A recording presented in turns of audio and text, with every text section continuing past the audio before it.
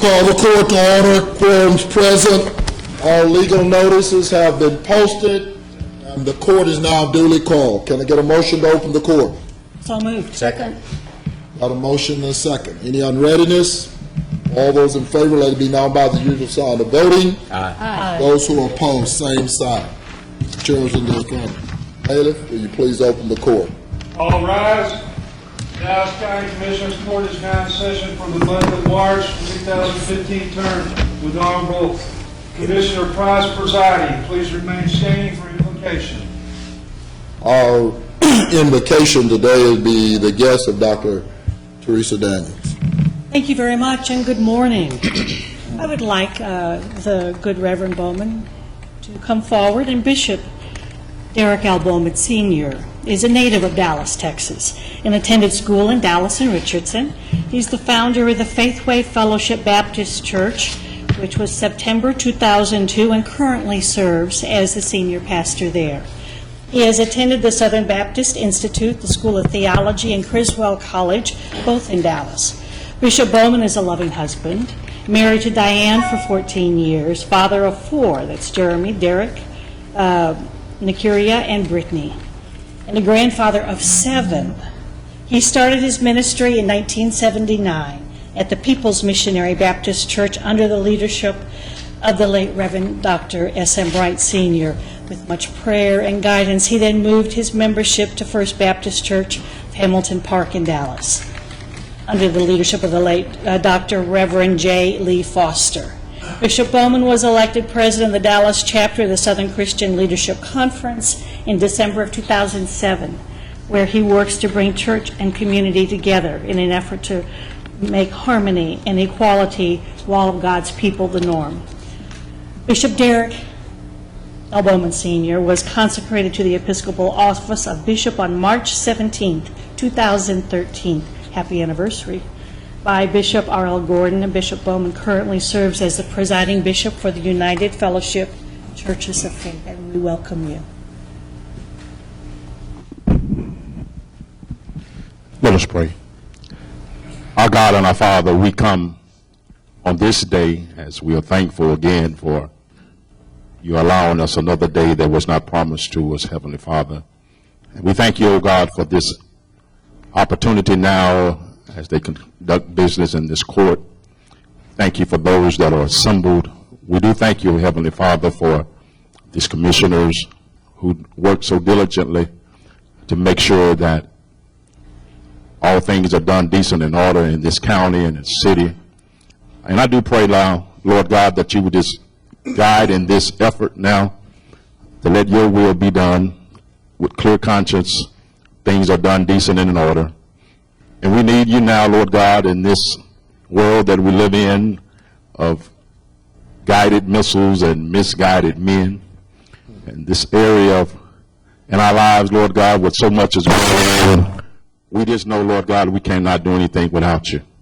And I do pray this day, Lord God, that all that is done, Lord God, will be for the glory of you. Lord, we thank you and we ask your protection and your guidance throughout this court session. We'd ask it all in your son Jesus' name. Amen. Amen. Amen. Thank you. Thank you, Bishop. How you up, Dan? Yeah, that's it. Welcome to this session of the Dallas County Commissioners Court. All matters that are on the agenda this morning have been previously briefed to the Commissioners Court. We will go into a briefing session for matters that will be considered at a subsequent session of the Commissioners Court. And that being said, let's take Commissioner Dr. Teresa Daniels, and we'll come back to the presiding, to the judge, for resolutions. Thank you very much. I'm very proud at this time to recognize that March is Women's History Month. And this year I wanted to recognize organizations that have been active in Dallas County, but had an impact not only here, but in a much broader arena. So I would like to begin by saying, whereas the Dallas County Commissioners Court takes special notice and acknowledges during Women's History Month the significant contribution by women of every race, class, and ethnic background who have made historic contributions to the growth and strength of Dallas County, as represented by these 4 extraordinary women's organizations that we recognize today.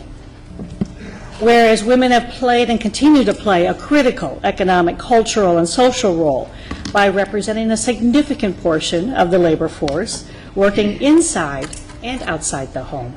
Throughout the history of Dallas County, women served as leaders in the forefront of every major progressive social change movement, providing the volunteer labor force and involved in the establishment of charitable, philanthropic, and cultural institutions.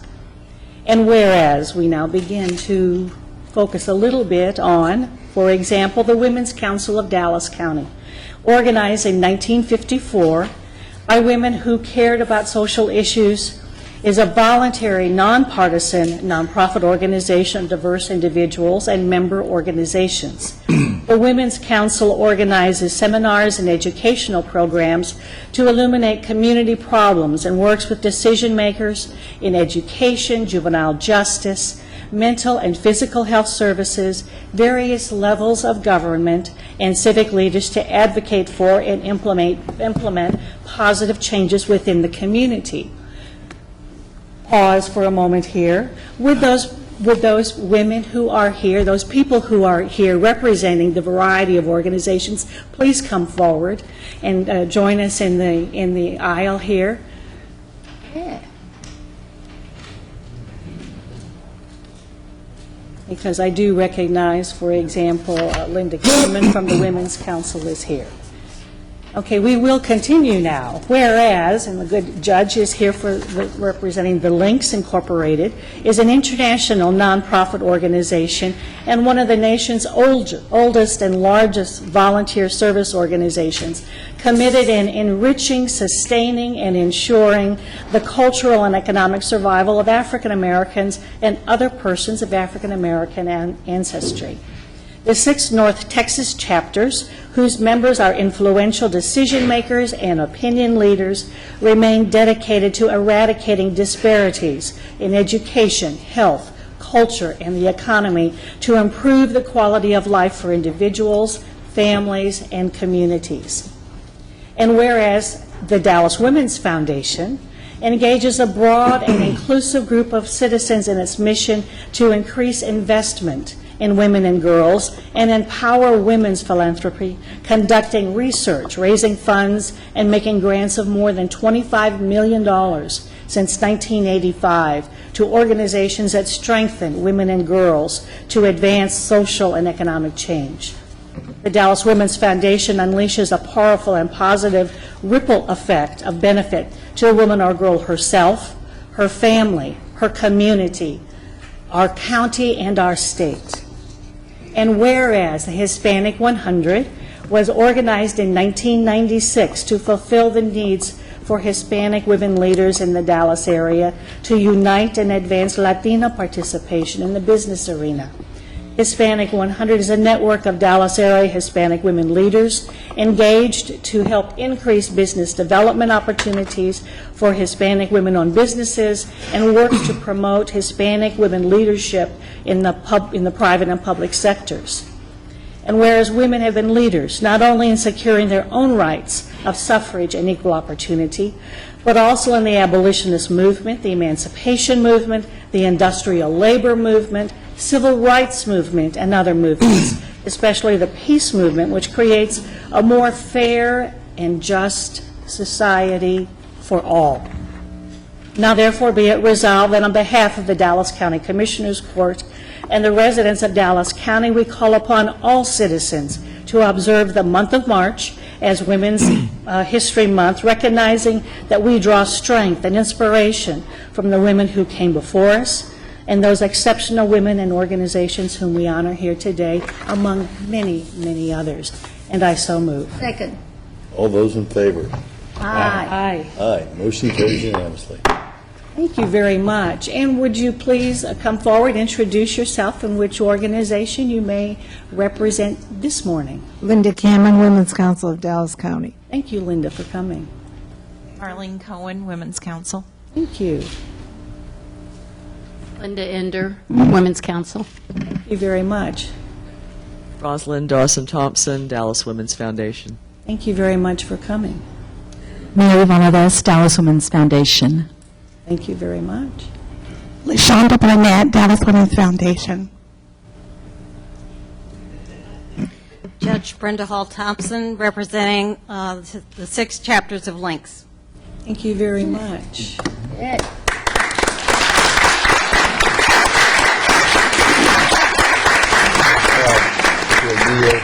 If you'll yield, Commissioner Daniels, let me just say to all of you, thank you for what you do.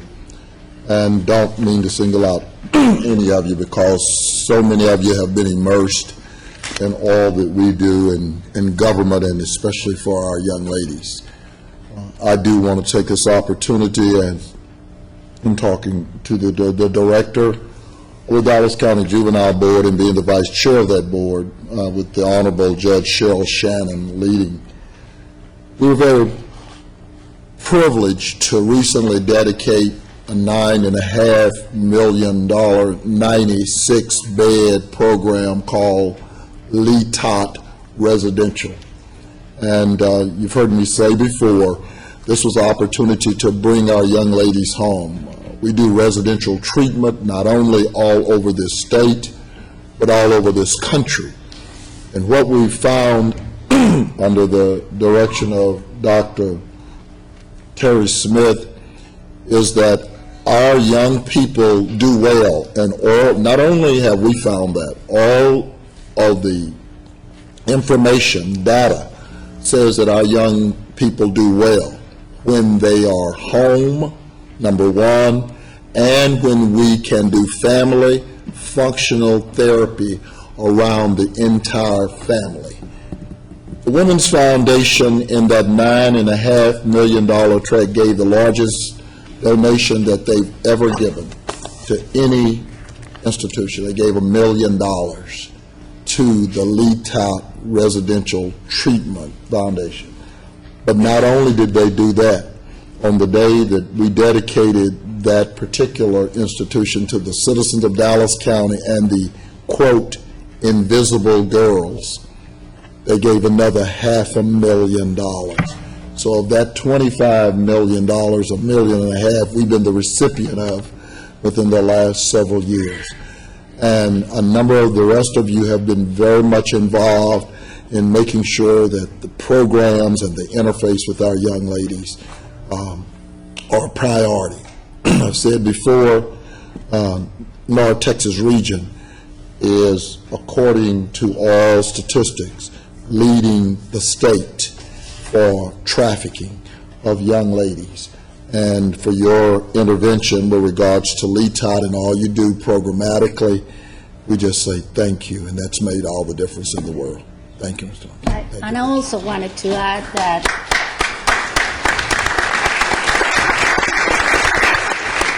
first of all, let me thank Commissioner Daniel for bringing this resolution and to all of you for being here today. The reality is women rock, and we will continue to rock this world.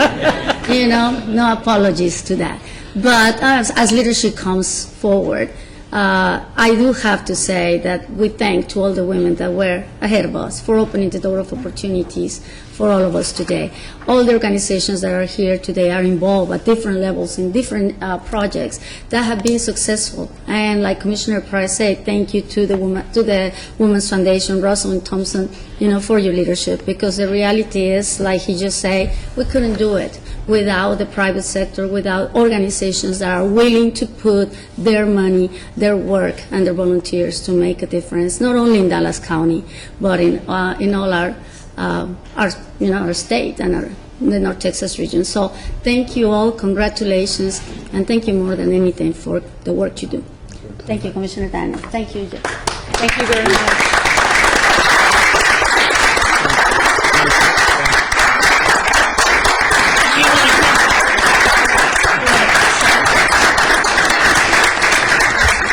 We want you to come. Did you want a take picture with a the picture. Commissioner's court? Only if you want to. Please come forward. You know, we only get this opportunity occasionally. Why don't you come behind? Go behind. Come behind. Come up the little stairs here. Don't come over. And Larry, it's okay. Yeah, Because there are men who also support. very support. My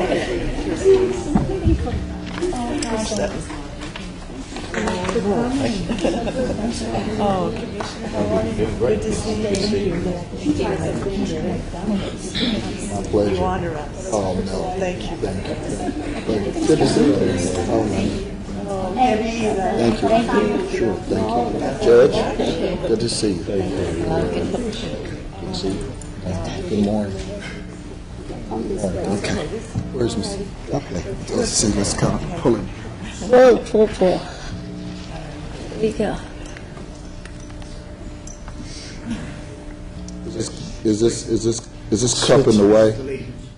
Is this cup in the Let me way? get that for you. Yeah, okay. Not that it's Baylor, it's always You can Photoshop him out, that's okay. Notre Dame women took care of the baby. You know, it always has to happen. All right, everybody's in on 3. 1, 2, and 3. And let's. Thank you. Thank you very I think much. she's trying to go with this. I think she got it. Yeah? Thank you again. We've already signed them. Yeah, sorry, I That's all right, no, it's okay. jam in there. No, it's okay.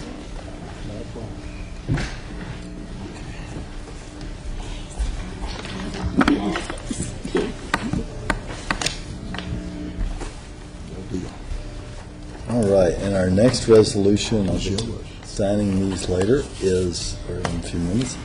Yeah, our next resolution is for our Employees of the Month. If you are an Employee of the Month and you're with us today, will you please come forward? And the employees, you can stand there at the, in the podium there. And we're so blessed to have great employees here at Dallas County, and as most know, each month the department heads will appoint or select one of their employees who's shown outstanding above and beyond the call work ethic and effectiveness at work, and they'll name them Employee of the Month. And then each year we will come down with outside judges to select the Employee of the Year at the end of the year. And it's just a small way for the Commissioners Court to reiterate how much we appreciate this great workforce. So today, Employees of the Month or this month's Employees of the Month are Elizabeth Allen, the Administrative Services Coordinator in the County Clerk's Office; Tomasa Ortiz, Bond Supervision Officer in the Criminal Justice Department; Susan Sand, Chief Clerk of the District Clerk's Office; James J. Harvey White, Deputy Fire Chief in the Fire Marshal's Department; Thomas Lewis, Assistant Director of Housing and Health and Human Services; Deshaun Caballero, Probation Officer in the Juvenile Department; Pamela Easterling, Real Estate Supervisor in Public Works; Cheryl Smith, Lead Representative in the Tax Office; Linda Reyes, Cashier 3 in the Treasurer's Office. Whereas Dallas County employees are hardworking, dedicated, and play a vital role in achieving the goals and objectives set each year by the Commissioners Court. Most employees perform above expectation and ensure that Dallas County continues to be a regional leader and the destination of choice for residents and businesses. And whereas Dallas County Commissioners Court authorized the creation of an employee recognition program in 2012 to encourage recognition of dedicated employees who represent the best and the brightest of our workforce. And whereas the Dallas County Employee Recognition Program is consistent with the county's approved strategic plan Vision 1-5, maintain a strong, motivated Dallas County workforce. Specifically, the Dallas County workforce in many ways is the face of the county. It must be knowledgeable, able to provide the services for which people are hired, and dedicated to helping improve the system. The aforementioned represent the exemplar employees Dallas County hopes to recruit and retain. Now therefore, be it resolved that the Dallas County Commissioners Court does hereby salute Elizabeth Allen, Tomasa Ortiz, Susan Sam James, J. Harvey White, Thomas Lewis, LaShawn Caballero, Pamela Easterling, Cheryl Smith, and Belinda Reyes for being selected as Employees of the Month in March 2015 for the Criminal Justice Department and the other departments, and offers best wishes for continued success at Dallas County, and I so move. And I proudly second. All You know, we those, couldn't do this job without you guys. all those in favor, signify by saying aye. Aye. Motion carries unanimously. Thank you all so much.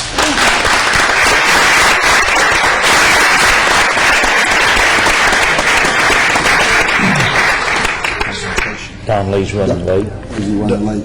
Yeah, there was an accident in DeSoto, so he's running late. Checks in the mail. Come, okay. Hopefully, the check's in his car. Checks on the road. Hopefully the yeah. check is okay too. All right, we're going to move to our consent agenda now. Is there a motion on the consent agenda? So move. Second. Any discussion? Hearing no discussion. Let me hit the second. I got it. Got it? Hit the Okay. second. All those in favor signify by saying aye. Aye. Aye. Motion carries unanimously. All right, next we have the bids. Is there a motion on the bids? So moved. Second. I think Commissioner Cantrell, Didn't matter. well, somebody push a button. All right, thank you. Any discussion, Hearing none. All those in favor signify by saying aye. Aye. All right, motion carries unanimously. Next, we have court orders K1 through K23. Pull 23 for a separate vote. All right, we requested pull 23 for a separate vote, so can I get a motion on K1 through 22? I'll move K1 through 22. I have a question. I'll move it. All right, Second. motion by Commissioner Press, second by Commissioner Daniel. We'll wait for the machine. There it is. Got it. Okay. Mr. Brown, with regards to 2, in light of the query that I had for you last week, and I've given the Sheriff's Department a week to review and report back, does this impact that whatsoever? It shouldn't impact that particular query you have. This should help them with the recruitment and processing of DSOs to make it a smoother process. What was the query? Well, the query is that, in fairness to them, we've calculated annually their overtime. All of last year, they used $3 million. Based on the calculations going forward, it looks like a $6 million hit. We are down on intake. We are down on processing. There is no reason for those numbers to be there.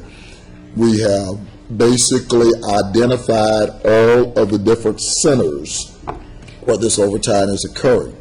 And in response to them, I get both the Sheriff Valdez, to Chief Flores, and to Chief Brown, giving them an opportunity to come back and explain within the week, why it appears like that. And so that, doing that from jail sanitation, once they get a chance to do it, then all of us will get a chance to look and see. But everything that we've been able to glean, there's no reason for those numbers, to be there. And especially, like I said, with population being down like it is, intake being down, numbers, jail pop, everything's down. So we're trying to figure out why overtime is high. Now, I understand why they need this person in processing in HR. However, I don't think that, I just wanted to make sure on the record that this didn't have any problem, so.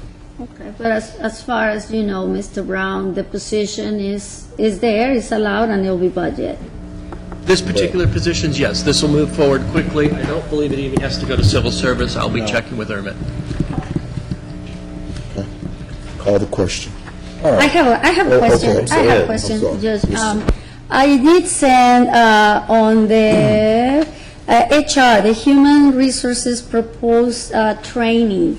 I'm totally supporting of the whole training. I understood there were some issues about some of the funding and some of the IT resources. Is that taken care of?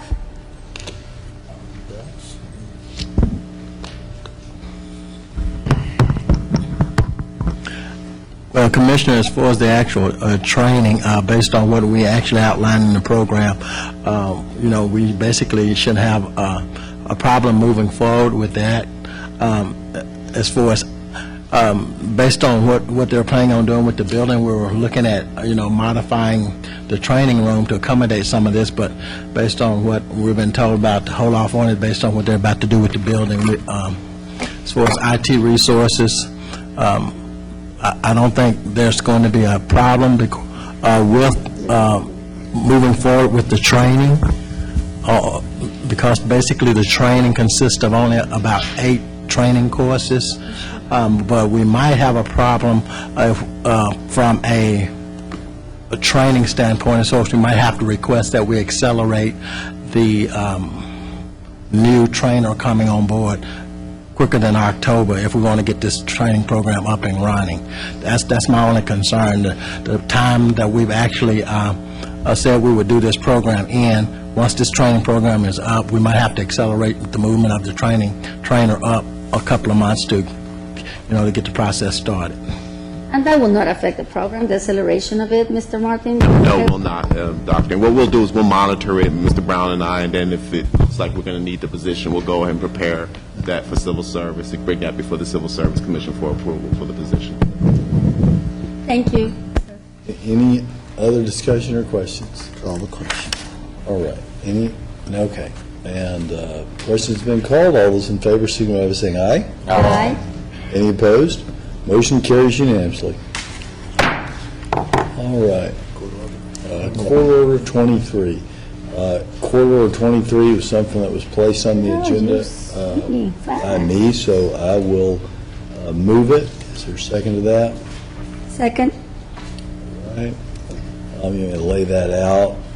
There's a discussion. So this is a court order for the commissioners to vote on whether the Commissioners Court would like to join as signatory to a brief that is being prepared. It's not finished, but it's being prepared on behalf of around 50, potentially by the time we get done, more than 100 large governmental entities, which at this point include the City of New York, the City of Chicago, the City of Los Angeles, the County of Travis, I believe the County of El Paso has already joined, here in Texas, the City of Houston.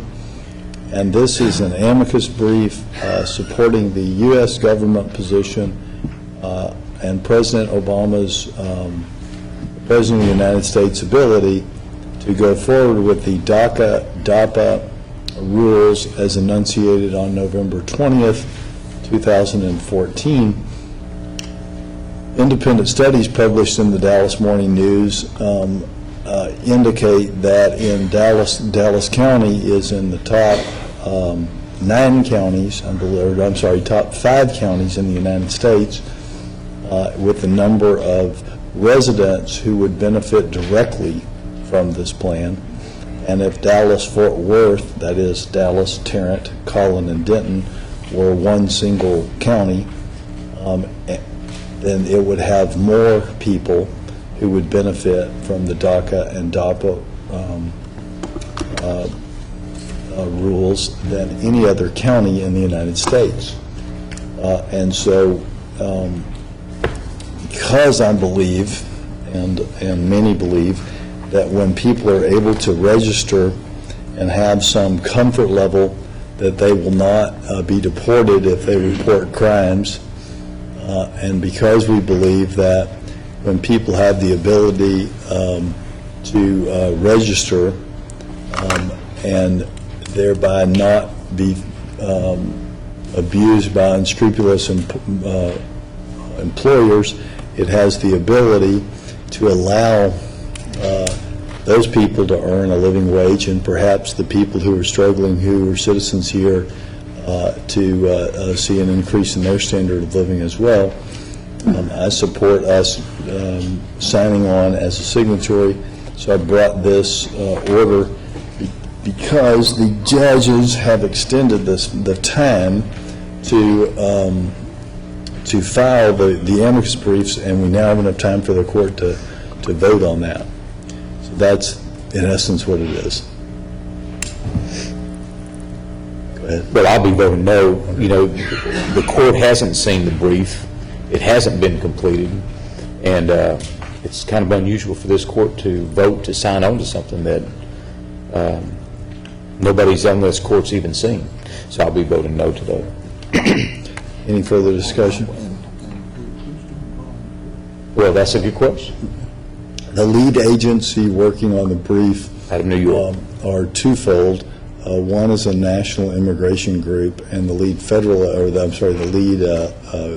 governmental agency is the City Attorney's Department for the City of New York.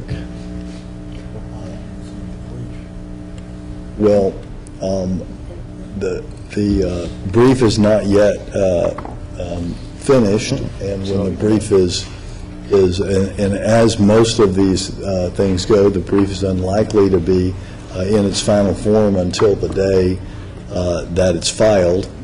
Tactically, every side in a case would love to see the other side's brief before they finish filing theirs, and since we all have to file ours, I think it may be later because the court keeps moving it, but I think right now it's Friday, although there's a motion to move it to Monday, and I don't think we haven't seen the people that support the president haven't had the opportunity to see the state's briefs and their amicus brief, and I don't believe the people that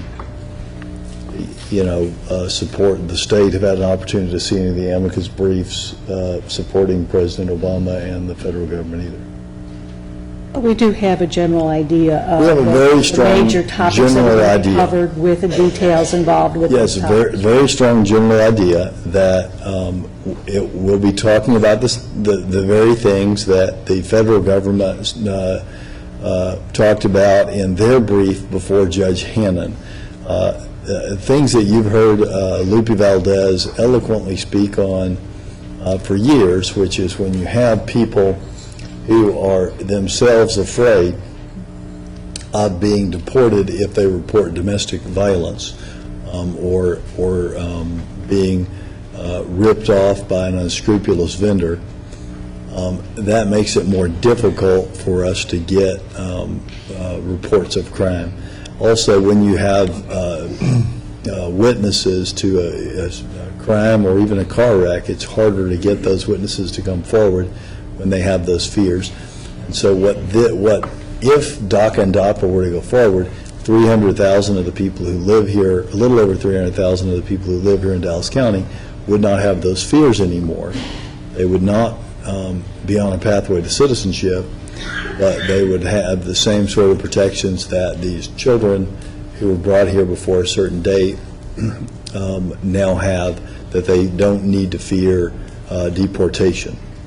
But more importantly, Josh, I think in the big scheme of things, this amici curiae that is being worked right now is done by more than 31 mayors in the United States, including, the mayors of New York and Los Angeles, and of course, with many organizations that are working on this, like the Conference of Mayors, the National League of Cities, the Opposite, and, many organizations that are working in the immigration reform.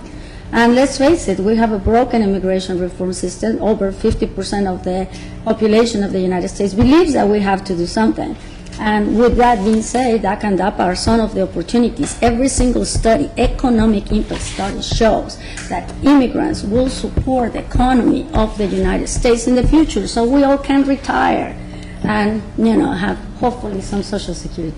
So with that, I will be supporting this. It's about time to do something and stop hiding among, issues that really, have to do more than anything with economics. Right, and these issues ought to be debated and passed in the Congress I totally of the agree. United States, and with We this all agree. extreme overreach by the president, disagree with that. And that's exactly why you're having to join on this brief, is because the federal court has said that. But with So- the inactivity of Congress, I think that other leaders are stepping forward.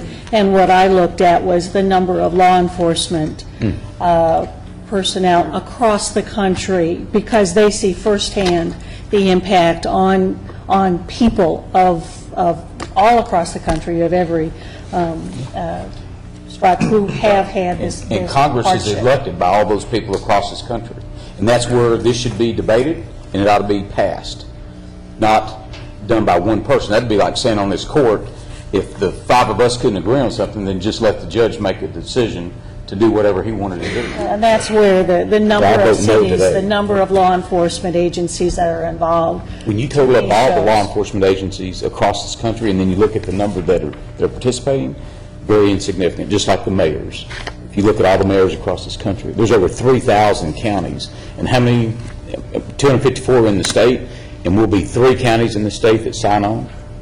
So, Counting for a very large number of people in this state who are seeing the kinds of issues and problems that the have same been people that described. elect Congress. So I'll be voting no. And I appreciate the positions of all of the court members, and respectfully those positions. If there's no further comment, shall we call the question? Questions? All right. All those in favor signify by saying aye. Aye. Any opposed? Nay. All right. Motion carries 4-1 with Commissioner Cantrell opposed. I received a note that number 5, so we need a motion on L1 through 5, or L1 through 4. L1 through 4, I beg your pardon. You need no, what about 5? Did you receive the note? It's pulled? Okay. 5 is pulled? Okay, L1 through 4, I'll move it. You have 4 pulled? I beg your Yes, he pardon. did. Further discussion. Okay. Didn't see it, I beg your pardon. All right.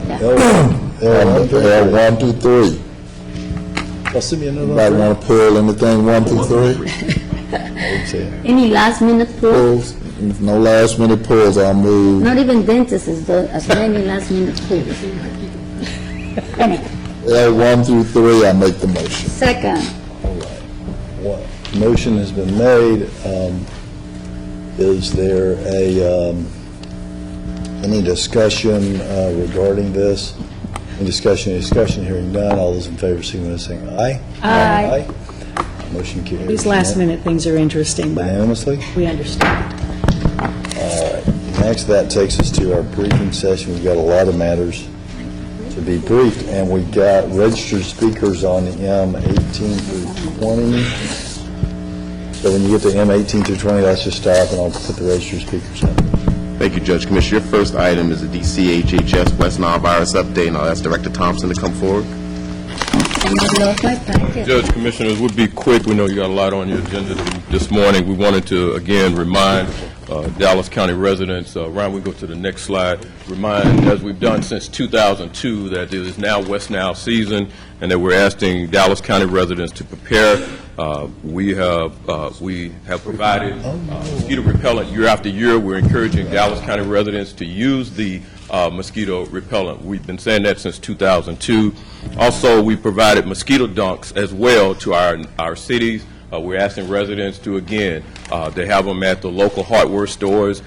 This is the first line of defense around your own homes. And so, that being said, I want to thank Erica, our PIO, for putting together a chikungunya virus update that will be going out in the city of Dallas water bills, and we'll be looking at the other municipalities adopting this particular handout to put in their water bills as well and put on their website. We're also encouraging cities to update their website, change it to 2015. That would help out in terms of updates.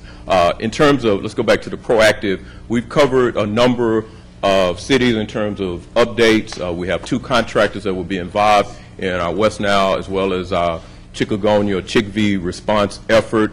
We also, as mentioned earlier in our legislative process early on, we asked that CHIKV be added as a Texas notifiable condition. We get word that it will be added, so we think that's critical in terms of us moving forward on that particular area. We met with all the municipalities. We've updated our Chair of Public Health Advisory, Commissioner Price, as well as the PHAC. We'll go to the next slide.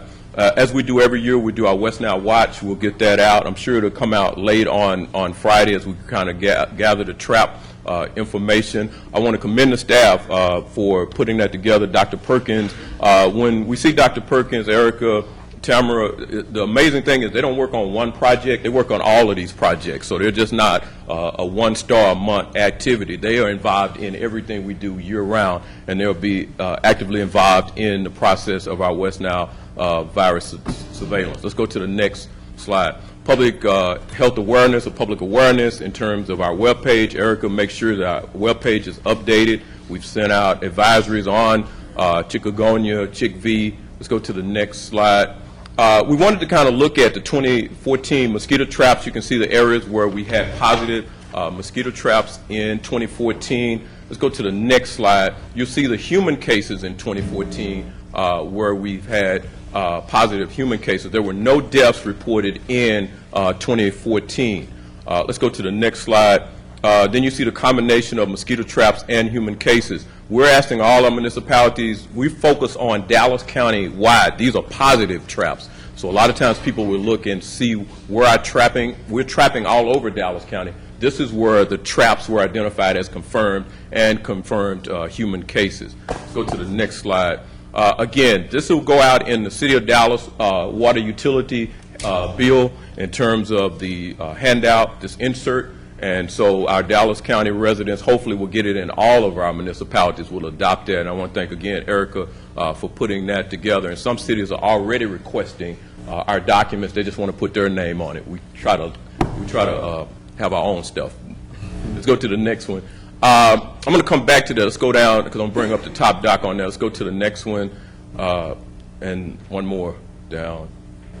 So you'll see that in the CHIKV and our top doc, Dr. Perkins, will go over that. We've only had 11 cases. They were all imported. There's not been any domestic cases of CHIKV identified. And let's go to the next one. Okay, and to the right, I'm sorry. To the right, no, go back, Ryan, I'm sorry. To the right, you'll see, I wanted to kind of always remind people, because everybody talks about 2012. That's great. Sometimes people just get in the game in 2012. But in 2002, we started this whole response effort in terms of West Nile virus. And as you can see, there's no way you can predict what the season is going to be. You just have to focus on response.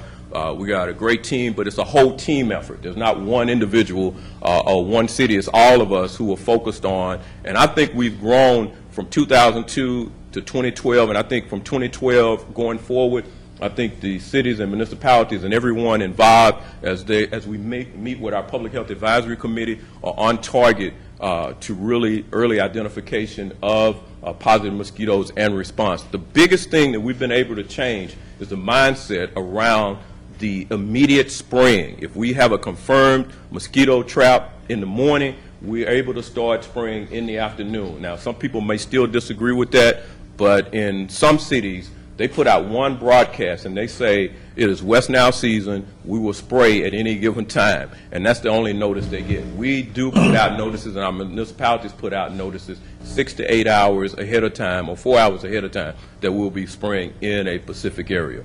Okay, Ron, let's go back, and I'm going to bring up, go back one, okay, right there. And so I'm going to bring up the top doc, Dr. Perkins, and I appreciate to be real frank, I find it amazing that, I see a lot of things going on.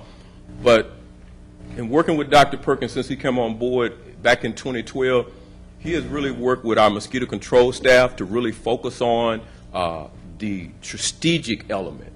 And so we don't look for limelight, we look at strategic response. And he's been the man on the ground working with the mosquito control staff to get them focused on our planning efforts. And I really appreciate the hard work he's done in that process. Ask you a quick question. How do you notify neighborhoods?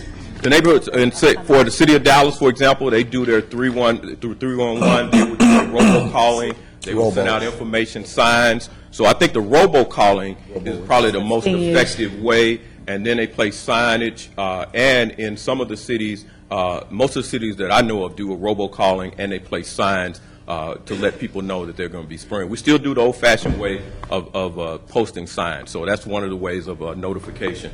But it worked last year. One of the other key points that Dr. Perkins definitely had to get credit on is the abundance spraying. That's sometimes we look at high abundance count. We talked about that Duncanville location where we had high abundance count, and no one could find where the breeding ground was for these mosquitoes. And so it was Dr. Perkins and his strategic plan of looking at knocking down these mosquitoes early before they could turn into virus-carrying mosquitoes. Another question. One more question, Mr. Thompson. We in the past, have given the donks to our municipalities for free. Yeah. It will be this package or the 2 doubles or? We would do probably the 2 doubles in terms of this. This is one we use for display and for, they normally get a 2 package, so it can easily hand out. Once you can't take this apart, and so we get a 2 package where they can break them off and pass them out. So we'll be giving them to the 14, still 14 municipalities that work with us? 14 municipalities that will get the mosquito dunk. And how many would they get, depending on the And then municipality? I think on the average, if I recall, it depends on the city and what they ask for, but we've been averaging about 10 cases per city. It could be higher in some cities, like the city of Literature, I'm glad that now we have 2. Yeah. Will be in English and Spanish as well. Automatic. And we will have our vendor providing some of the free samples as well, Well, and on the the spraying of yeah, the... what we do every year, as I mentioned to Commissioner Daniel, we normally get donated mosquito repellent. I'm working with the lady from 2002. She's been real great about sending us mosquito repellent. I just hadn't heard from her yet, but what I would encourage us to do is that Dallas County residents should already have a can. If they're low income, we'll try to see what we have left, but I don't have a great supply at this point. So I've done since 2002. I probably have given out so much mosquito repellent. So much heat. She may not even return my call. Thank you, Bring up the Mr. top Thompson. dot. Thank you very much. Thank you, Director Thompson. Good morning, Commissioners Court, citizens of Dallas County. In regards to mosquito season here in North Texas, Dallas County in particular, we're looking at running in parallel 2 potential threats to the citizens of Dallas County. West Nile virus, which we have been monitoring since 2002, and also the potential threat of CHIKV, chikungunya, arriving here in Dallas County via someone that went to another area where the mosquitoes carried the virus. They were bitten and then subsequently became infected and became symptomatic, sought medical attention, and were diagnosed with CHIKV. And the one that we are most fearful of is where someone gets infected, returns to Dallas County, gets bitten by a local mosquito, acquires the infection. Now that mosquito can potentially go out and bite other citizens of Dallas County. So with this mosquito season, 2015, we're looking at CHIKV, we're looking at West Nile, not only in the mosquitoes, but also in the citizens. The symptoms are very different. However, the mode of transmission is through a mosquito. Daytime mosquitoes, nighttime mosquitoes. So our messaging is now, when you go outside with your various activities, that you wear insect repellent all day, every day. When are mosquitoes most active, whether they daytime mosquitoes or nighttime mosquitoes, is going to be dusk and dawn. In regards to the medical community, we're going to continue to send out health advisories, encouraging medical providers to obtain a history, whether the individual that's symptomatic with joint pains, fever, or if they're having muscle aches, headache, stomach symptoms, to inquire whether they have traveled outside of the area, to an area where CHIKV is there in regards to mosquitoes, or whether they've been bitten by a local mosquito. And now the differential diagnosis that the provider should continue to think about is it CHIKV or is it chikungunya. But nevertheless, mosquito season has started. We need to take personal responsibility for ourselves and our loved ones. Next slide, please. With the imported cases that will initiate our response in a different matter versus those cases that occurred locally because of no recent travel history. Next slide. When a person presents with either one of these illnesses to their medical provider, a clinical specimen, blood will be drawn and sent to a commercial lab. We will get the results as required by the Texas Health and Safety Code. In the case of CHIC-V, that specimen can be sent to the commercial lab or to a public health lab, and we'll get the results. However, in regards to the CHIC-V sample, it may take up to 2 weeks or longer during the heightened mosquito season, which will be usually around July, August time frame. So we're trying to expedite the turnaround so we can mitigate the mosquito activity based on whether a local or a imported case of the CHIC-V illness. We chose to live here, and prior to our arrival, mosquitoes lived here. So now we have to coexist together. In regards to the viruses that they can carry, acquire from us, because CHIC-V is a human disease, West Nile virus is a bird disease. However, the transmission from human to human or from bird to human is via a common vector, a mosquito. Different species that occur in the day can transmit CHIC-V, and those that are more active at night can transmit West Nile. So let's utilize the 4 Ds because mosquito season is upon us. Thank you. Thanks. We've given a number of presentations as we've done over the years since 2002. Again, I commend the staff that are here who are on the ground every day working. I really want to encourage again Dallas County residents. I say this year after year. I find it amazing that anyone would take a senior citizen out without the mosquito repellent. I find it amazing that people still go outside and they participate in activities, and we warn them every year that it's mosquito season and to prepare. And so again, we, as Dr. Perkins, Tamara, Erica, as we put out each day, it is mosquito season. We will have West Nile cases, but we hope that we don't have the number of cases we've had in the past. But this, you start at home, evaluate around your home, remove the standing water now. If there is a code issue, contact your code enforcement on abandoned properties. We work very hard to get a bill passed that code enforcement can go on abandoned properties and where abandoned pools may exist. Mr. Thompson, one of the things that I think that we need to, through public health, advise our cities. If you'll notice, we talk about dusk to dawn. The parks, the public parks, crowded every evening. That's when they congregate. And most of our public parks have large bodies of water. And people are out there talking about dusk to dawn. They're almost out there dusk to dawn. And primarily either because school is out or people have left their employment and they head straight for the parks. We need to talk about the campaign, some kind of emphasis in those parks with regards to, and as I said, there are large bodies of water there. We'll send what we'll do is we'll send a letter to the Park and Recreation departments of the various cities and let them know that we're encouraged that mosquito repellent is available. You know, we got to remind people, they may forget, but to make sure it's available as all possible at our Park and Recreation. We did do that one year, and so we probably need to remind them. Also at the golf course and all these other places where people are outside, this should be available. I've seen in a number of stores where people go and they have it available in the past. We just need to remind them. So that's a good point on our Park and Recreation department. Well, you know, soccer, maybe basketball too, but soccer just goes into the night, and they just, I mean, they're there, and that's when they congregate. So we really need to. Well, we're open for anyone to join the team now. Don't join it, you know, and most people join it after the fact, but anybody want to join us now and have that discussion, we're open. Okay. Thank you very much for helping out and getting into the neighborhoods.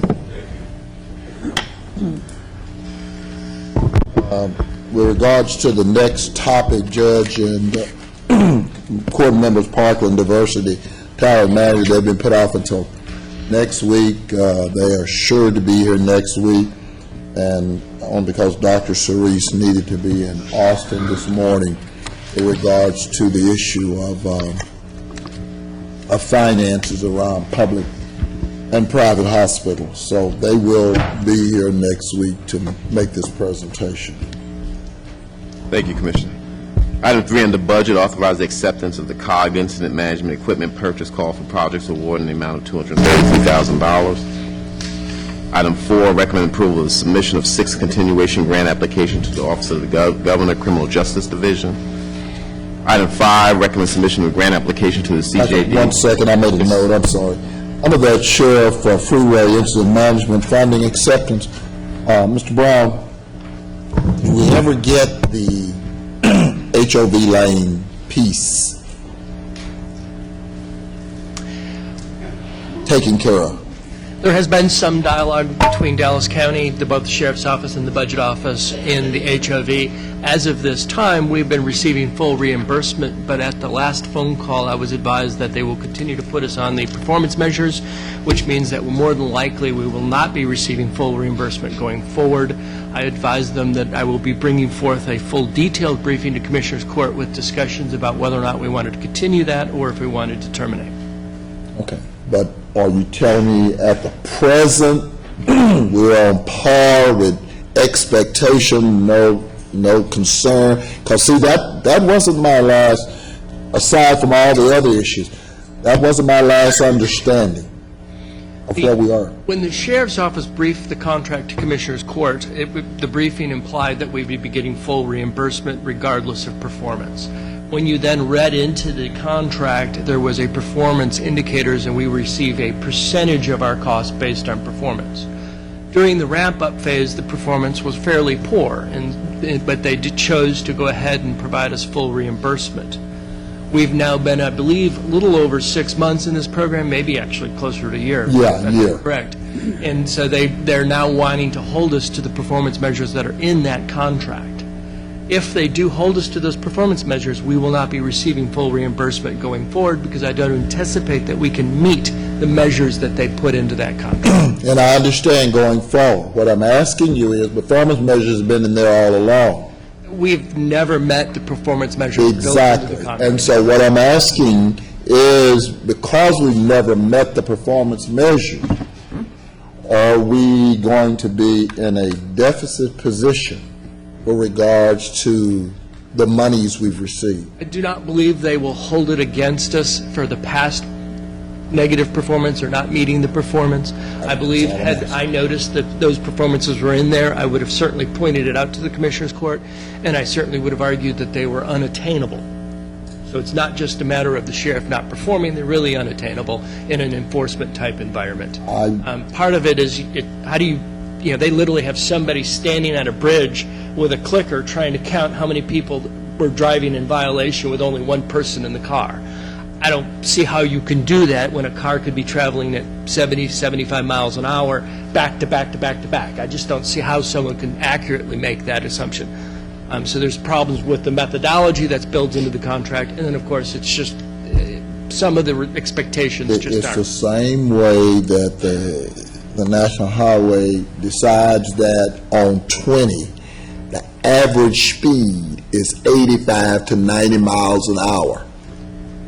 Average. So that means, so how are they doing it? And I'm just trying to make sure that we don't wind up in a situation where we all of a sudden find out we've got some large reimbursements. I do not believe there'll be large reimbursements, but as I said, moving forward, we will have to Got it. dialogue. I'm okay. And the contract does expire at the end of the year, this fiscal year, and so I advised them we would need to have continued dialogue before we'd certainly renew. So is that methodology going to be reviewed and made more realistic? I anticipate that we'll have some dialogue with them about that, but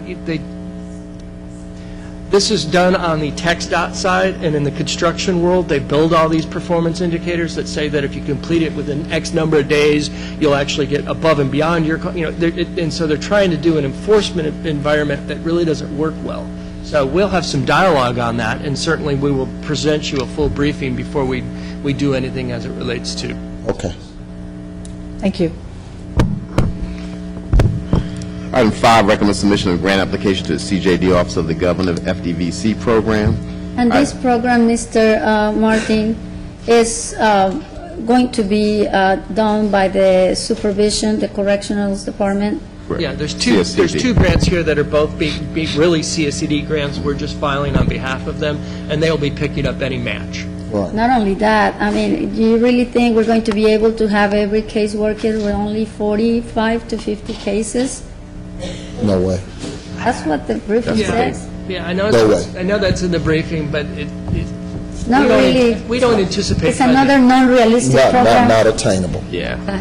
Well, it read really well, and for $42,000 with 112, I think it's worth going for it. Yeah. Of course, additional positions, we'll be able to have some data to prove that we probably need more staff to be able to reduce their case workers' load.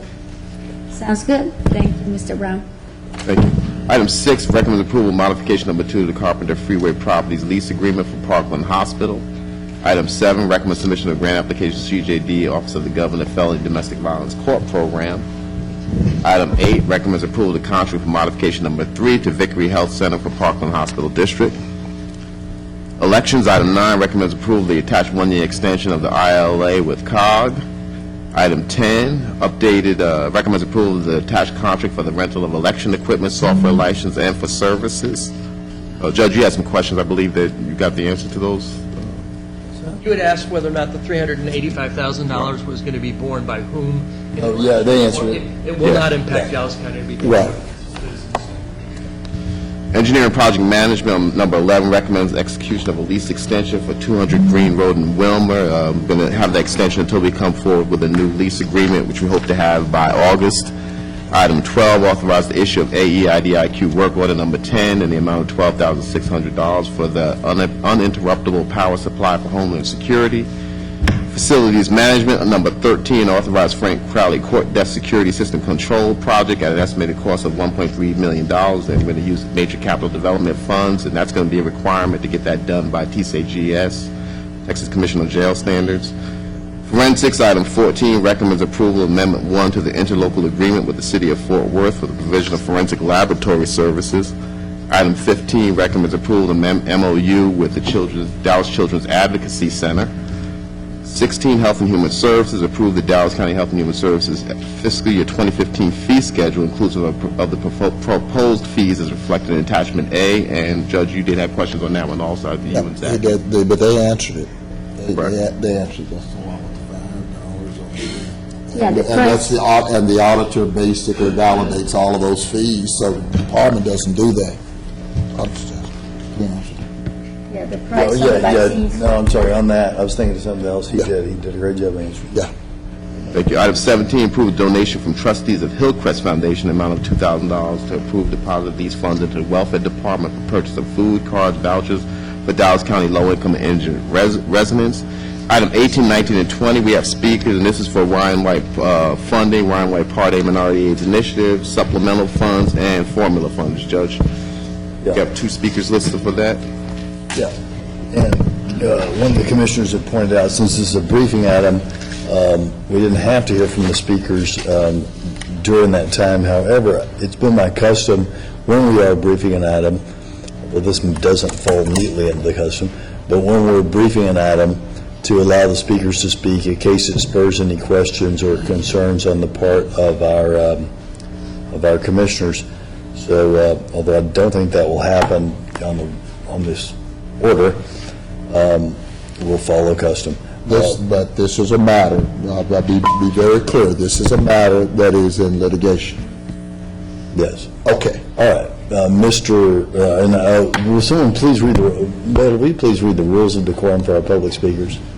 All commissioners of the court attendees are hereby advised that this meeting is in accordance with the provisions of the Dallas County Code, Section 74-71, visitors and registered speakers observe order and decorum at all times. Personal profanity, remarks are not appropriate and will not be allowed at any time during this public meeting. Any and all applause is to be kept brief and observant of time constraints.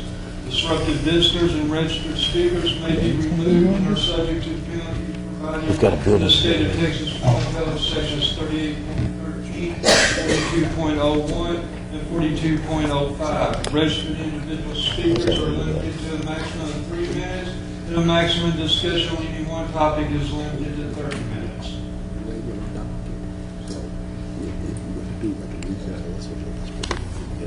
Get back to this. Right. Okay, will our first speaker, Mr. Raul Ramirez, please come forward?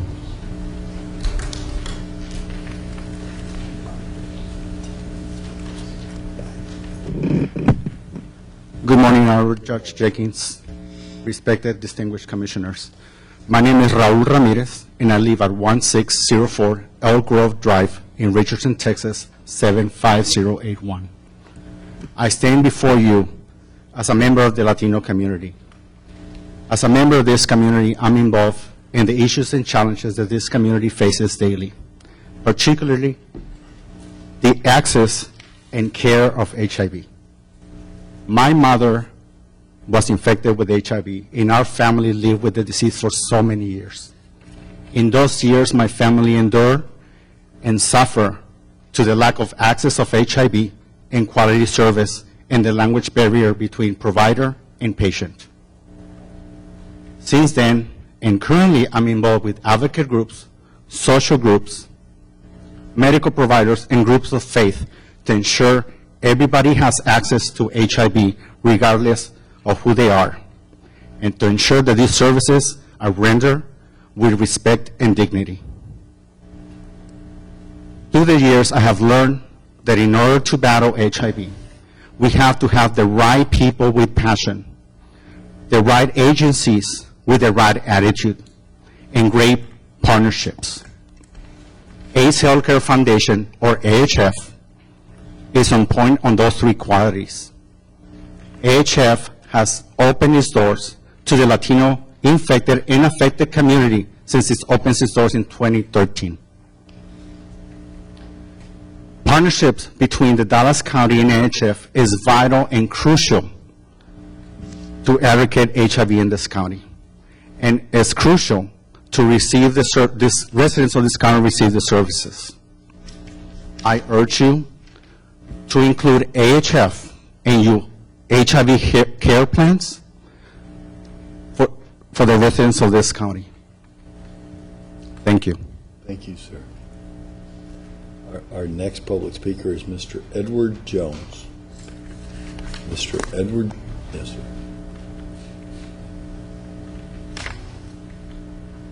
Good morning, Commissioners. My name is Edward Jones. Address is 2343 Gibbondale Road. Zip code is 75241. This morning I come and I'm asking the Commissioners to please take a moment and look at the awards from the Ryan White Planning Committee and do not exclude AHF. I think it's unfair for AHF to be excluded from this package. We've been here now 2 years in the city of Dallas. We've served and tested over 4,000 people. We have 700 people in care right now. For the past 2 years, we're gaining more, and we've never been funded by anyone except for the funding that was available for us when we moved here into our city. But please ask you to consider the fact that we take care of over 700 people at this moment with no funding from anywhere since we've been in Texas the last 2 years. Please review our opportunity to take part in receiving some Ryan White funding. Thank you. Thank you, sir.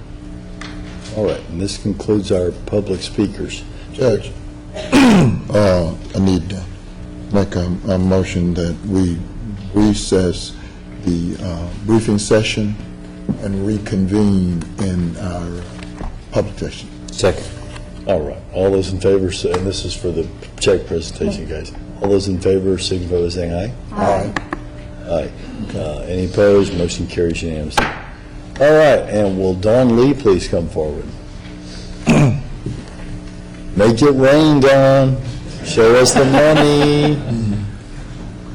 Thank you very much, Judge and Commissioners. My name is Donald Lee. I am your Executive Director at your Texas Conference of Urban Counties, and I have to start off by thanking you for the leadership of this court and the leadership of each one of you in your participation with our collaborative efforts in our association.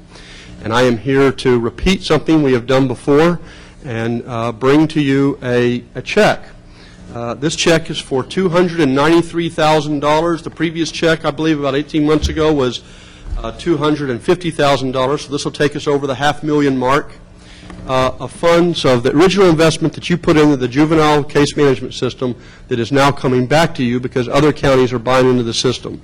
I believe there will be more counties over the next 2 years that buy into the juvenile case management system, and that's when the system will really start to roll, will really start to cook with sterno, as some people say, because now you're getting the numbers up for the economies of scale that you're looking for. In the meantime, I expect to be back here or to have delivered to you in some way another $180,000 from the prosecutor and courts projects, because Potter County has voted to come into those projects. So, Judge, however you would like to do this, but I would like to bestow this upon Dallas County. Don, you're welcome to come up, and as much as I appreciate a large piece of cardboard, did you bring an actual check with you? Actually, Judge, I told my staff to make sure they sent that with some sort of verified delivery process, but don't entrust that with me. So that is I understand that you'll be in a meeting in Commissioner Cantrell's office after this, and you'll be able to leave that office when we get your check. Stick around, Judge.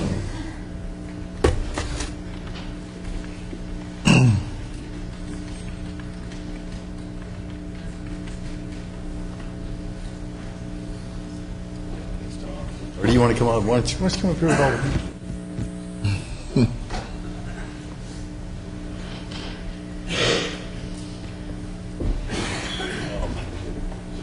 Here, everybody, I'll push my chair back. I'm kind of screwed in with Don here. I hate that. See, I got to get on. We're going to shake hands. Just hold this check. Just hold it. Just hold it. All right. Yeah, don't forget to shake in the hand. Just say, send me a real check. Yeah, don't forget to shake in the hand. Just real check.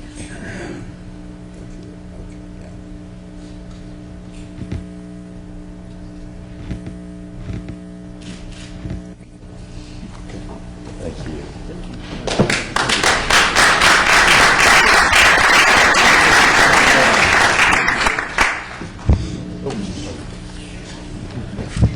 All right.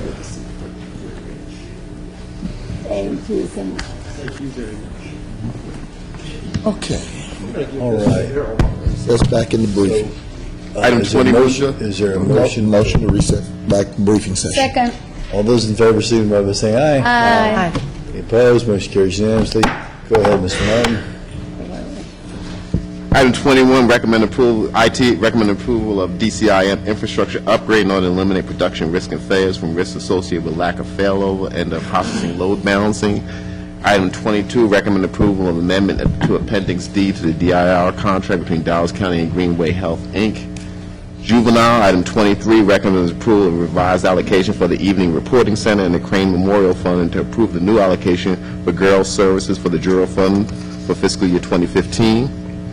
Item 24, recommends approval of the Dallas County Juvenile Department to begin posting its juvenile board meeting notices at Henry Way Juvenile Justice Center in a location readily accessible to the public. And my understanding, we have vetted that, and that is appropriate, Judge Roden, with regards to the other post. There is no prohibition. I did raise the question of juvenile board as to whether or not we still have the post here. It is my understanding that they did vet it and that we could post that, and that would serve as quote official notification. It's also posted on our website.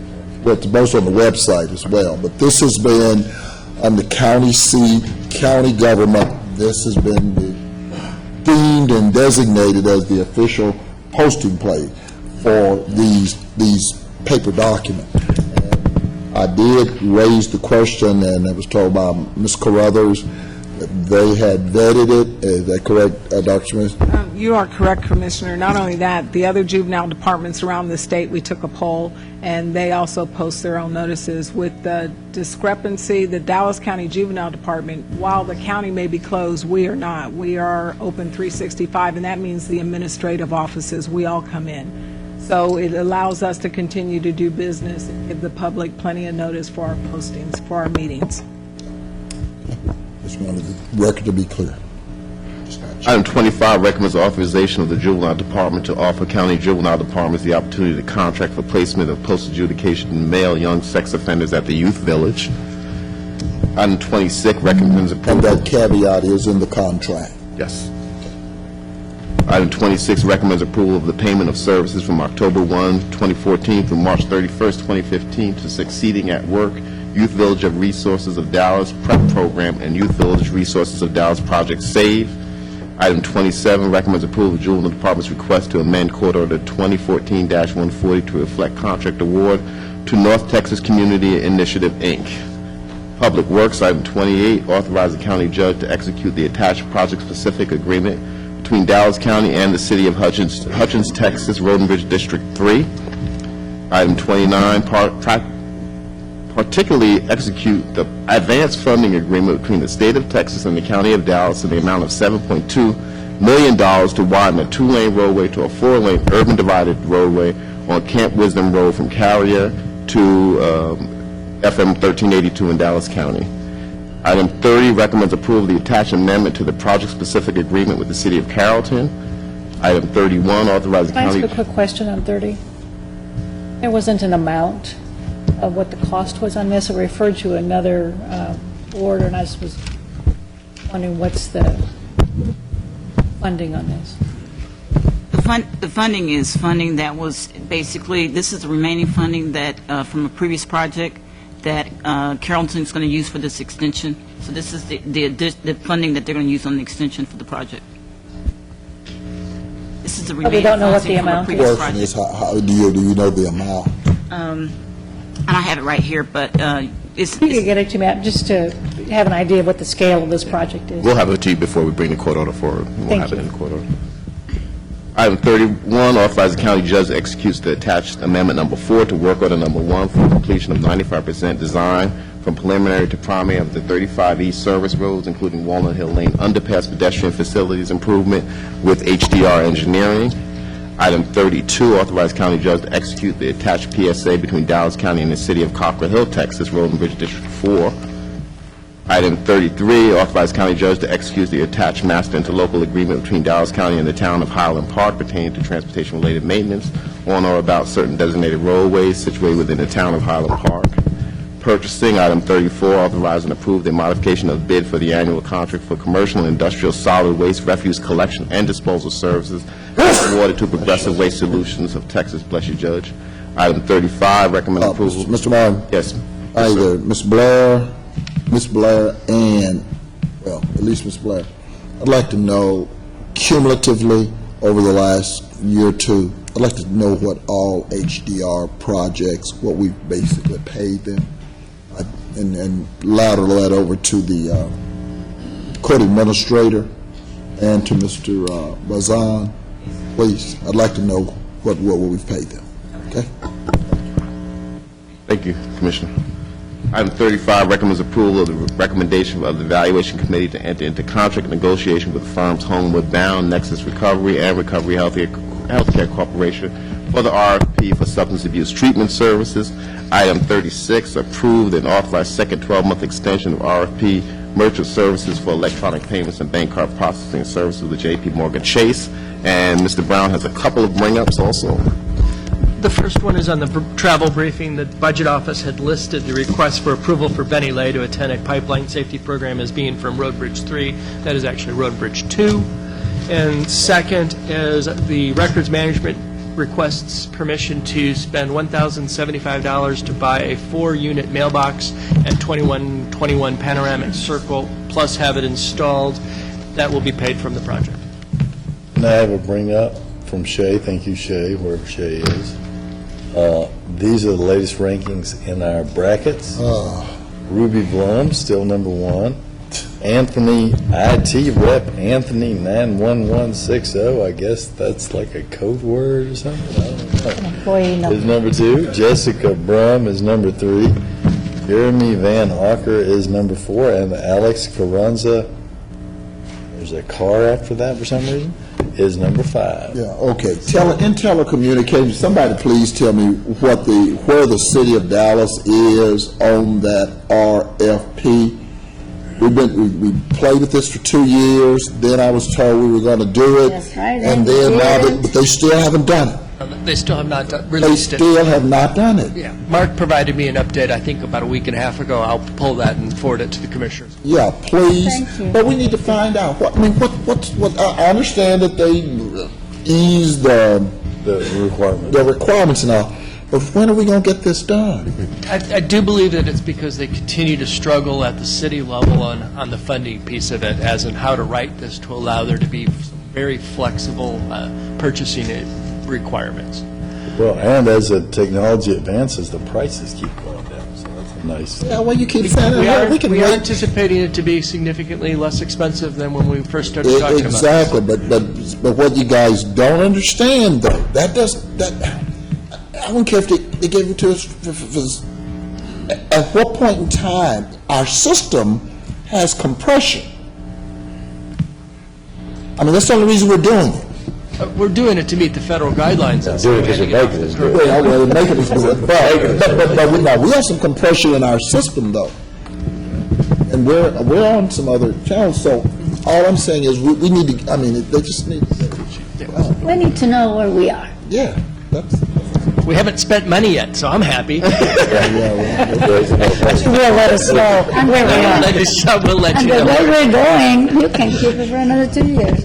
Judge, I also want to point out, one of the CUC board members is here also, Tim Brown, Commissioner from Bell County, is also joining Don Lee today, so. okay. Oh, So, there Commissioner, was the sunglasses, huh? He was incognito there.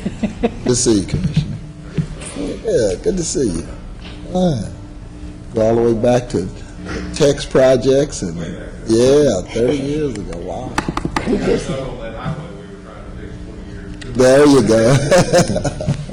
Let's say we move to. See you, Commissioner. With that, Commissioner Wilkinson? All right. Thanks, everyone. And this will now, we're now going to recess for our closed sessions as authorized by Great Chapter job. 551 of the Government Code as previously posted. Any action as a result of that closed session will take place in a subsequent open session, and we'll begin our closed session momentarily.